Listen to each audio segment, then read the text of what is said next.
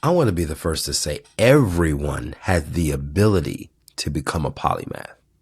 But do you believe that you have the ability to be a polymath? In this podcast, I'm actually going to give you the secret to being a world-class, industry-leading polymath here in this podcast.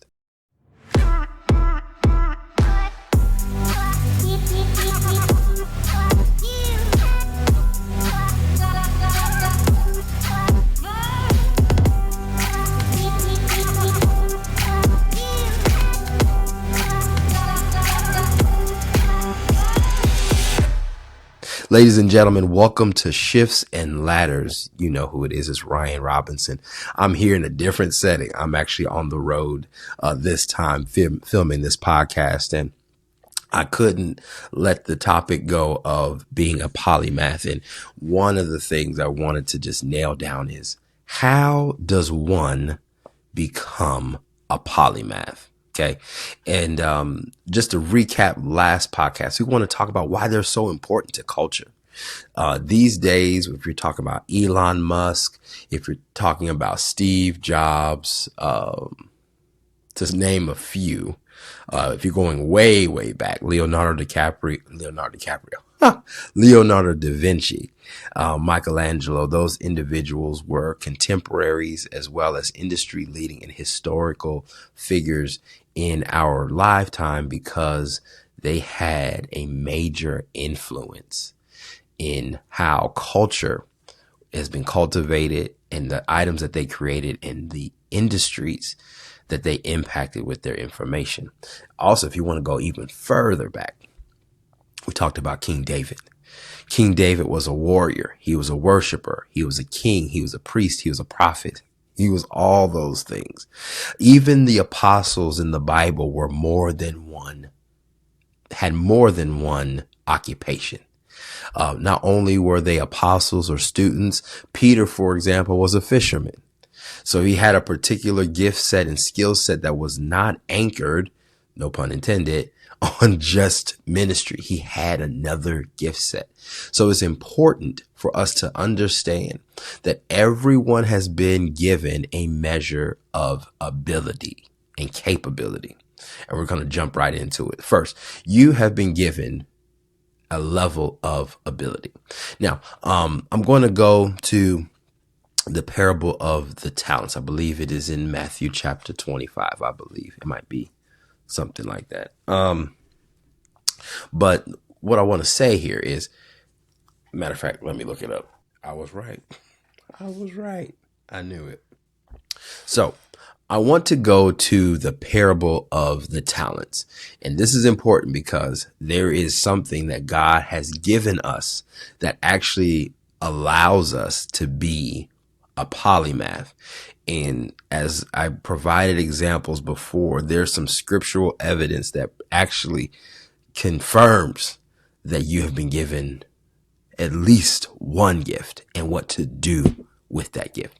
So I'm going to be reading from Matthew chapter 25.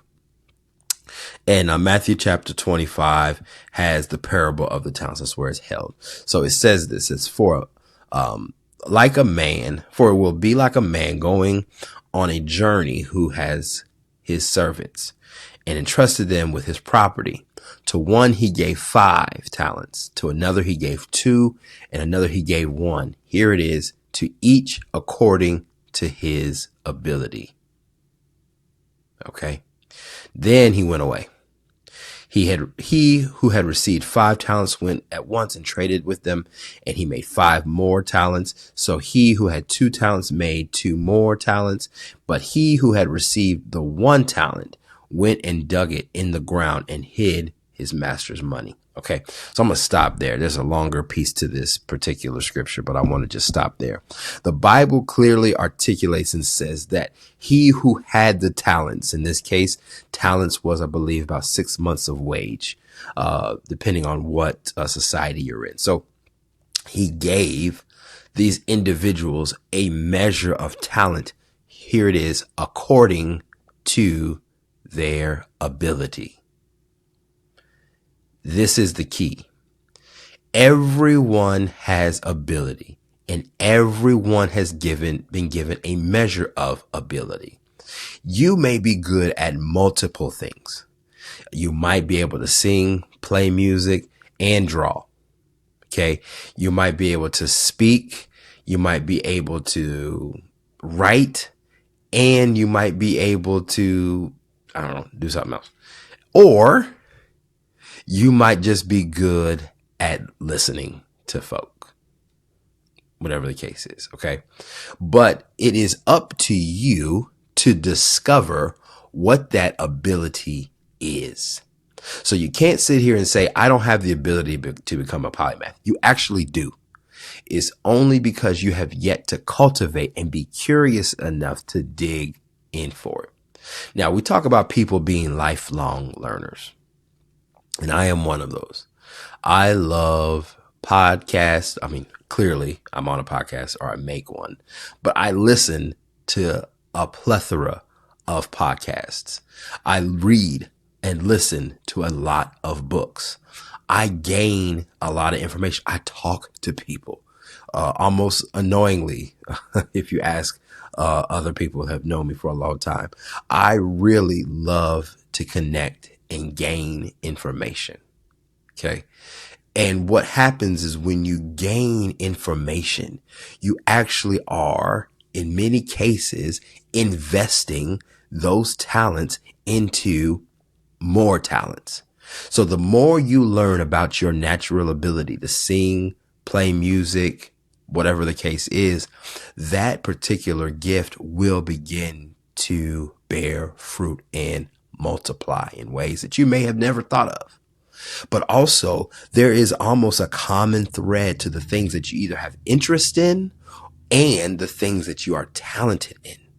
Okay. So first off, you want to understand that you have been given a measure of ability. So you cannot say that you do not have the ability. You at least have one that can be cultivated.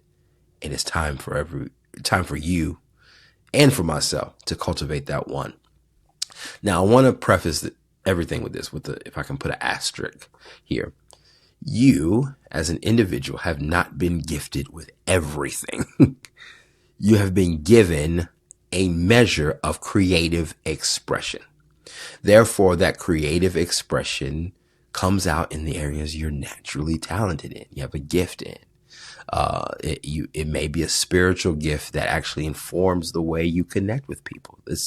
There's things that add value they're not monetary. They're from a person to person. They're spirit, they're relational, they're emotional. They're just things that connect with folks. So it's important for you as an individual. It's important for you as an individual to recognize that you have been given some ability. So don't say, I can't do it. No, you just haven't found out what it is yet. Okay. So now the second part of this is once you are able to discover your particular ability, do everything you can to learn about it. I was told by a mentor when I began to preach in my preaching career that if you love and you enjoy preaching, you need to listen to more preachers. If you love computers, you will learn and listen to those who are in the tech field. If you are interested in singing, you will learn music from those who have gone before you. Why is that important? It's because you get the ability to learn from the folks who actually have been doing it for decades and years, and you glean from them the experience that they paid for so that you don't have to pay for it yourself. And in doing so, you broaden your experience, you broaden and learn about how these individuals think. No one knows Steve Jobs and knows about Apple if they don't read about how the man thought about his product and service. It is so everyone wants to be Elon Musk, but no one wants to learn how he thinks about stuff. No one wants to learn how Steve Jobs thought about Apple, or how Johnny Ive thought about design in Apple, or how Bill Gates thought about Microsoft, or any of, or how Jeff Bezos envisioned Amazon. Like, there are things that individuals have written down, and in many cases hidden in books, about a pattern by which they thought about things. And once you have learned what your ability is, and honestly, there might be some, individuals you may, I would say, reach out to or gravitate to. You have your gifting, and maybe you're like Steve Jobs, for example. Just use that as an example. Once you learn how Steve Jobs thought about product development and all the things that made him successful, now what you do is you start putting these two things together. And then you put your thoughts as the third and most important ingredient, you. Your ideas, your thoughts, your ideas, who you are as a person, your experiences, you put all that in a pot and then you stir it up. Okay. Now, what do you have when you get it? What you get is a lot of ingredients. But in all of it, you could say, if we're thinking a soup or something you're making, all the ingredients are where it needs to be. It looks good. You follow the instructions. But there's always one thing that happens that we forget when we follow the instructions and we're finishing preparing the food to eat. We usually add salt to taste. It is the common denominator that pulls out all the flavor. It pulls out all of the seasonings. Salt does a lot to just pull everything together. Now, you use too much, you're going to be like, that's terrible. But you usually salt to taste because it brings everything together. Now, this is the last piece to what I'm going to talk about. The third ingredient is understanding the pattern that connects all of your interests together. Okay? So I'm going to run that back from 1 and 2 again. Understand that you have ability. Number 2, cultivate and learn about that ability. Read about your gifting, but also read about the giftings of others and how they thought about it. Then number 3, find out what is common with everything that you're interested in, and find what I like to call the common thread or the common pattern. Okay. I'm going to give an example. I'm going to use a personal example. I have, in my career, I have had multiple areas of which I've had interests in. And when I was at an employer, one of my exercises when I started was to kind of draw, like, what does your path look like here at this particular employer?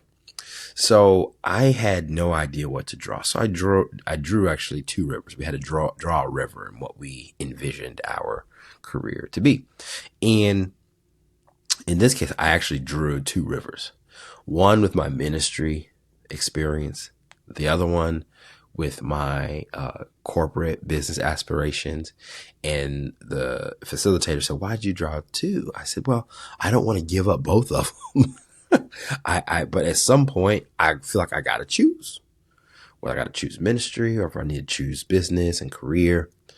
And as I have grown in my career, I found out that my faith informed the way I did business, and the business informed the way I did ministry.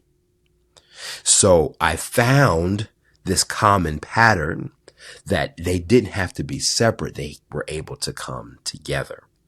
And I found a pattern. What does a preacher and business all have in common? It's not a riddle. It's actually one I made up. But the thing that they do is they all have to connect with people. I thoroughly enjoy people. I'm a people person. I love sitting down talking. I love sitting down having conversation. I love sitting down and having learning and sharing things that I've learned, things that I love to inform people on. I love serving people. I love teaching people. I love developing individuals. This is what I thrive in. I love teaching Bible study. I love teaching. So teaching people and equipping people is what I thoroughly enjoy doing. Now, depending on where that area is, whether it be in a church house, whether it be in business, whether it be in other places that I have interests in, whether it be in music or culture, the common thing that I thoroughly love is people and the expressions and creations that people make. Mine in particular is music. I love hearing music because music is a cultural expression of what's going inside the hearts of people. So I found out for myself that me communicating with people in the scripture, in music, in business, and anything I learn that is interesting to people, I'm going to learn about it. I'm going to connect with it. And, you know, it could be, and I like gadgets too. I like, I like technology. So I have an inclination to those kind of areas. I'm not necessarily interested. I love sports. I enjoy sports, but I'm not following sports unless it's football because of my experiences.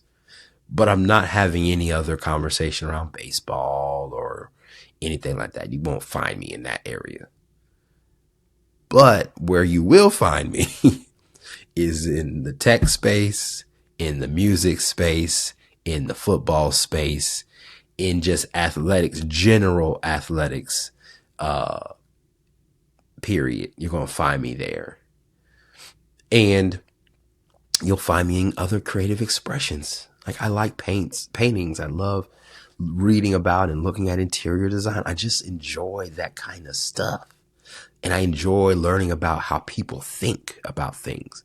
Books and all those things give me new perspectives. So what I'm telling you, ladies and gentlemen, is that in order to find what that pattern is, you have to get more data points in order to find the thread or the continuity thread of what makes you you. And when you bring you to different areas, like I said, for me, with ministry, with business, with music, I don't have to be an expert in all of them. I have a depth and appreciation for those areas. So much so that I invest time, money, and effort to stay informed and have a pulse on what's going on. So that if I ever meet someone, I'm going to connect with them and we're going to have a conversation about it. So I end up having new expressions, whether it be from what I've learned in the Bible, and what I've learned in the Bible now informs the way that I do business. The things that I have learned in business can apply to what I've learned in the Bible. The things that I've heard in music can be found in the things that I've found in the Bible when it comes to worship and it comes to music and the things that music actually provides from a biblical standpoint, which is extremely powerful. I might do a podcast on that because it is extremely important. But if I did not have the expression in any of those areas, I wouldn't be able to talk to you all about it. So I want you all to understand that everyone has the ability to become a polymath or a multi-gifted individual. It is determined, on how much you're willing to invest in you and cultivate it and make that 5 talent 10 or that 2 talent 4. Or you also have the choice if you want to bury that one and see where that gets you. Okay. I really believe that once we really start embracing all the areas of our lives that we don't think quite fit from a society's acceptance point, it'll change your life. I'm telling you this because I'm just getting this news. I've been, for much of my life, I have been fighting this amalgamation of who I am as a person. I've shared with you that I love football. I shared with you that I love music. I share with you that I love the word of God and I love teaching and I love people. But there's also a thing that a few of my friends know. And now you know, as a listener, I love comic books. I love comic books. I love anime. I actually thoroughly enjoy it. I was one of those people that, I had glasses and everything, and I just I'm not your typical anime person, but I loved anime. I had good friends that we just enjoyed watching Dragon Ball Z or Yu Yu Hakusho, for those who know what I'm talking about. Like, those were shows that I enjoyed. If you don't know them, you can Google them if you're even interested. But those are things that I enjoy. And I like clothes. I like shoes. I like socks. I like all those kinds of things. And why? They are creative expressions of me. So I didn't have to, or didn't feel the need to, and maybe I don't feel the need to hide them now. But before, years ago, maybe just a year ago or so, at the latest, I felt like I had to hide that part because that stuff just didn't fit. I didn't work with it enough. If you ask Steve Jobs, if he was alive today, how he came up with the devices that he came up with, you could see that he took things that weren't typically supposed to be together, but now have become cultural staples in how we communicate and digest media, information, and other mediums of media and communication. If you asked Elon Musk, I don't know, decades ago, do you think that electric vehicles would be as powerful as they are today? He believed it, but no one thought you could put a battery in a car like it's a Hot Wheel or a big wheel or like big wheels and be successful in it. Every major car manufacturer now has an electric vehicle in their lineup of car offerings. But who risked it? Elon Musk did. No matter if you like him or not, the guy tried something that typically you would see in a child's playroom, a car with a battery in it.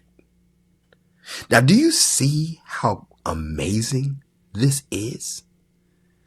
Steve Jobs just envisioned, I have my iPad here. I'm gonna share this.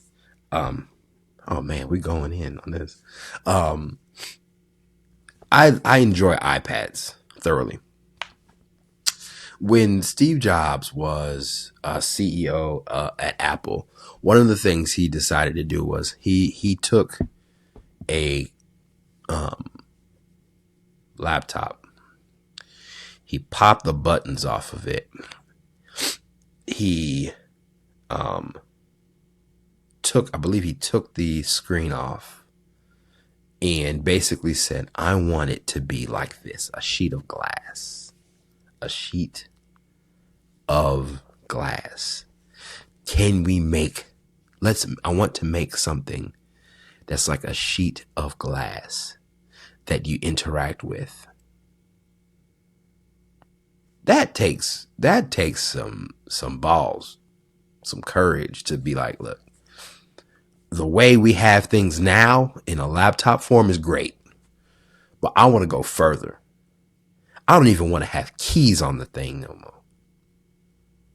I want to be able to just have a slate of glass and metal and that function as a computer. Who would even thought the Jetsons didn't even have that, or maybe they did. I don't know. But if they did, I don't remember. But that's something too futuristic. But here we are with a slate of glass in the form of a phone, in the form of an iPad, that you can do just about as much, if not more, than Fortune 500 companies have at their disposal. The same tools, Office, Access, all those tools you will also find in these companies. That is made possible by the lovely people at Apple and Microsoft, and your car you drive, if you have an EV, was brought to you by the bold and often misunderstood Elon Musk. So what will we be talking about years from now that was brought by you, and the uniqueness that you have been God-given to deposit into this earth with things that no one ever saw coming or didn't even think matched? But decades later, they're saying, I wouldn't and couldn't have my life like this had someone like you imagined it and believed it to be possible. Ladies and gentlemen, that's the end of the podcast for today. Tune in to the next pod next week. We have an incredible topic, and we'll probably be having a guest, and I can't tell you who it is yet, but I'm excited about what we're going to be having next week on the pod. With that being said, thank you for listening to Shifts and Ladders, and we'll catch you in the next pod. Peace.